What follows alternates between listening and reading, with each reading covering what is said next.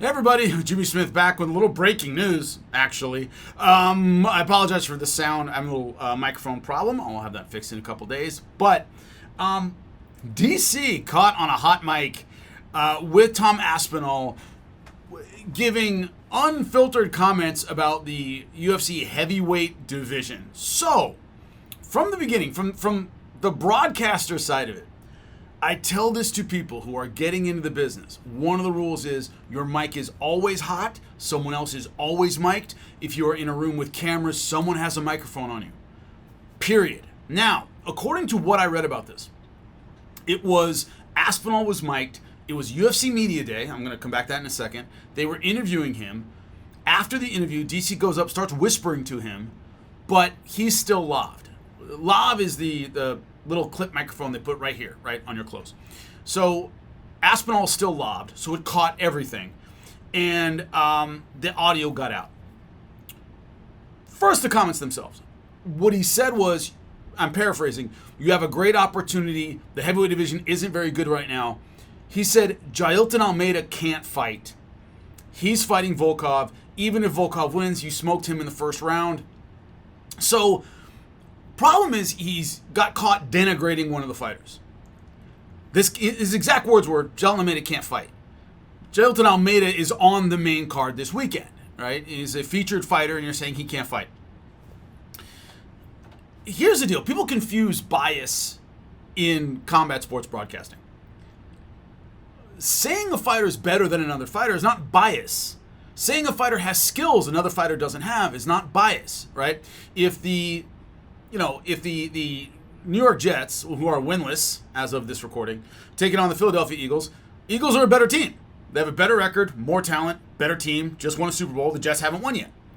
As an announcer saying, boy, the Eagles are a lot better than the Jets, look at their records, you're not being biased, you're saying what's factually true. Now, bias is when you take any notion you had about a fighter or a team, especially something personal, and you let that bleed into the broadcast. You're not calling what is happening in the ring, in the octagon. You're still talking from wherever you came from before. That's bias. Bias is not believing that one fighter is a better striker than the other. Bias is when the striker that you didn't think was as good is getting pieced up and you refuse to acknowledge that or believe it because you've already stated that this fighter is the better striker.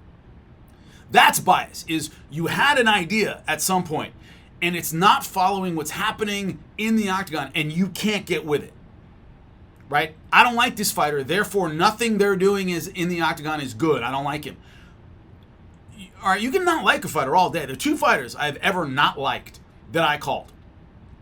Listening to the broadcast, you wouldn't have any idea I didn't like them because that had nothing to do with what was going on in the octagon or in the cage or in the ring. You can't let what you said before blind you to what is happening now. That's bias. I can say Colby Covington, All-American wrestler, should be able to out-wrestle this person. Now, if they get into the octagon and that's not happening and you keep harping on Colby's about to take him down, Colby's about to do this, okay, you need to get off that because that's not happening in the octagon. That's bias. Bias is not having an idea about the fighters. It's our job as commentators to have an idea about the fighters. But you cannot let that idea overrule what's happening in the octagon. That's bias.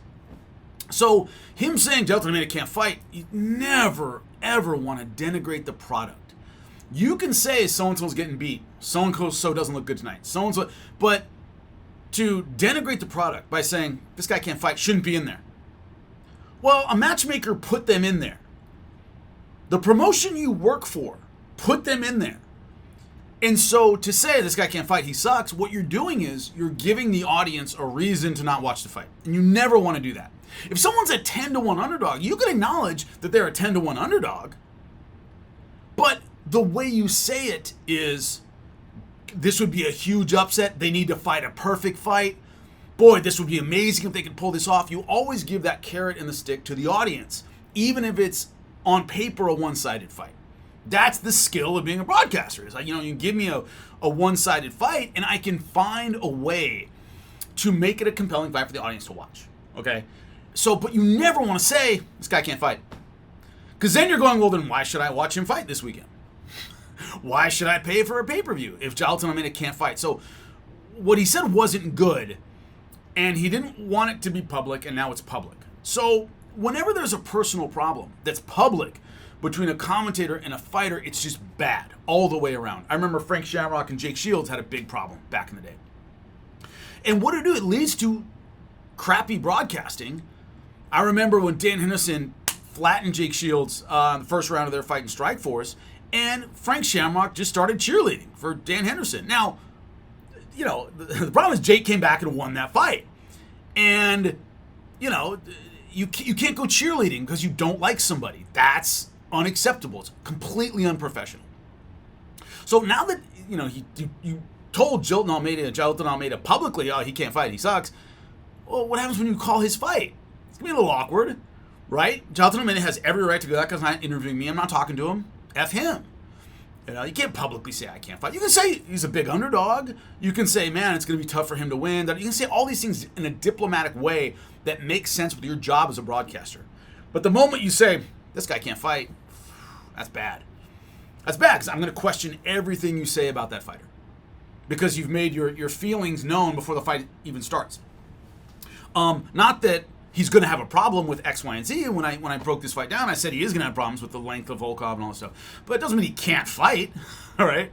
He's one of the top heavyweights in the UFC. So it's going to create problems. Also, a weird thing about this is this was on Media Day. I am assuming from the backdrop I saw that it was part of the UFC's interview process that they made this interview. That means the UFC owns the audio. And yet it's out there. The sound guy who wires you up, who puts the lav on your chest and test, 1, 2, 1, 2, that guy works for the UFC. Any audio they capture belongs to the UFC. And it was clearly through the mic that Tom Aspinall was wearing.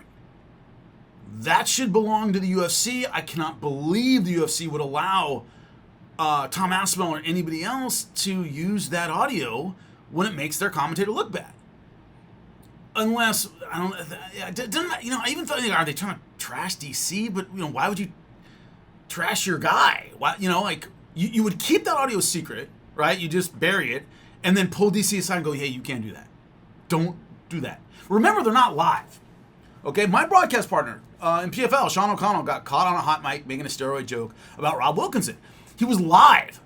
That was live. That went out over the air, so he can't, you know, take it back. He said it live, right? If that had been what we call truck chatter, meaning he's talking to the truck or whatever, the truck's never going to release that. PFL's never going to release that. He said it live, so he had to own it in a sense.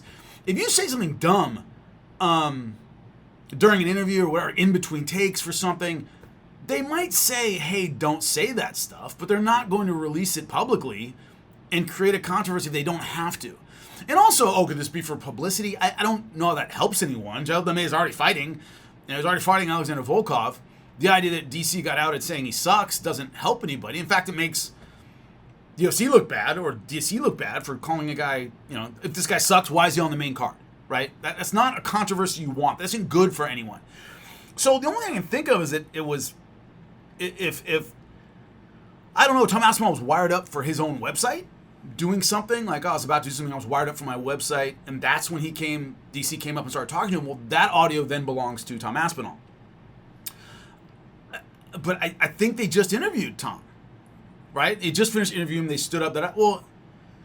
I don't think DC would sit down and do an interview with him for Tom Aspinall's website, because he works for the UFC, so the producer of the UFC wouldn't let you do work for somebody else's website unless they're interviewing you. It just doesn't make sense. It looks like a UFC setup, a UFC interview, and yet the audio got leaked.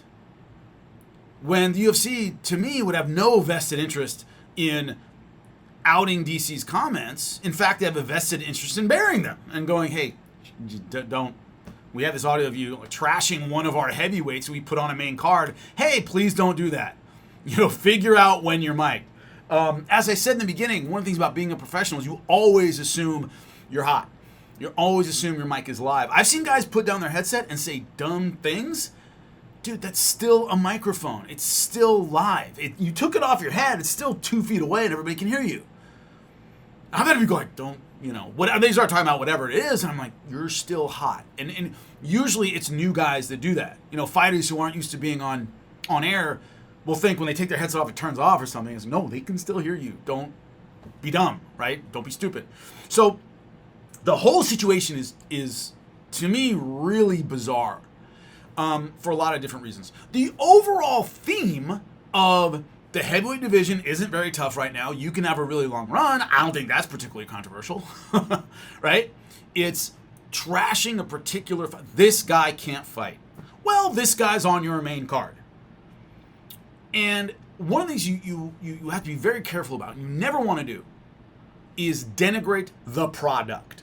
If a fighter is fighting terribly, I can say that on air. He doesn't look good tonight. He's not fighting well. Man, he's really not, I don't know what's going on. I can do all of those things and be a complete professional. When you say that guy sucks, he shouldn't be in here, well, somebody put him in here. And you work for that. In the case of UFC, you work for that somebody. I remember when Arturo Gatti fought Floyd Mayweather, and Floyd Mayweather just housed him. Roy Jones saying, I wouldn't let him anywhere near a ring with Floyd Mayweather. I can't believe they let this happen. Then you're getting into trashing the promotion, right? Or maybe trashing the network. Well, why is this fight on HBO, right? Well, you work for these people, so you definitely don't want to throw them under the bus. And that's the line crossing here, is when you say, Jailton Almeida can't fight, which is were his exact words, you are calling into question the UFC's placement of him on the card and us as fans for paying to watch Jailton Almeida fight Alexander Volkov. What if he wins? What if he's a heavyweight contender? What if he gets the next title shot? None of those things are particularly improbable. He's fighting Volkov, maybe takes him down, submits him early, and he's the guy, and he fights for a title next time, and you think this won't make the rounds again? DC says, current heavyweight title challenger can't fight, right? None of it's good. So we'll see what happens if there is any fallout. I just find the fact that this fallout got out to be really strange. And if anyone knows anything, I've read a couple articles about it, obviously. If there's any more information you guys can share on it, let me know in the comment section, because this just happened. And as it happens, I'll talk about it here later.